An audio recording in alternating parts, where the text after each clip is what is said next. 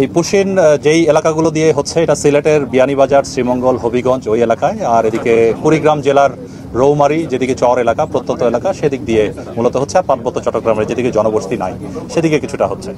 তো এটা প্রতিরোধ করার আমরা চেষ্টা করছি, দেখছেন প্রতিনিয়তই। সত্যি কথা বলতে আজকে সকালেও কিছু পুশিন হয়েছে, আমরা তথ্য পেয়েছি।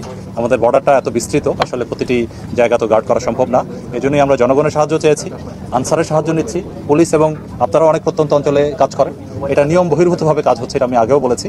সো আমরা চাই এটা যদি বাংলাদেশি নাগরিক হয় সেটা যেন একটা নিয়ম মাফিকভাবে আমরা হস্তান্তর গ্রহণের মাধ্যমে আমরা নিতে পারি। সেটা আমাদের পররাষ্ট্র মন্ত্রণালয়ের পক্ষ থেকেও লেখা হয়েছে, আপনি শুনেছেন।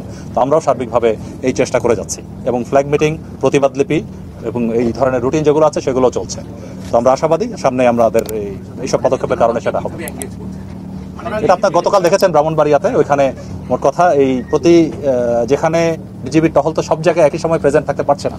তো এই জন্য স্থানীয় জনগণও যদি খেয়াল রাখে তাদের সীমান্তের কাছাকাছি, যে ওইদিকে কারো পুশিন করার জন্য প্রথমে তো তারা এসে ওইদিকে একটা জায়গায় রাখে, তারপরে হয়তো পুশিন করে। তো সেটা যদি স্থানীয় জনগণ খেয়াল করে, তা আমাদের পেট্রোলকে খবর দিলে ওইদিকে কুইকলি যেতে পারে। তো এইভাবেই আমরা স্থানীয় জনগণকেও সহায়তা করছি।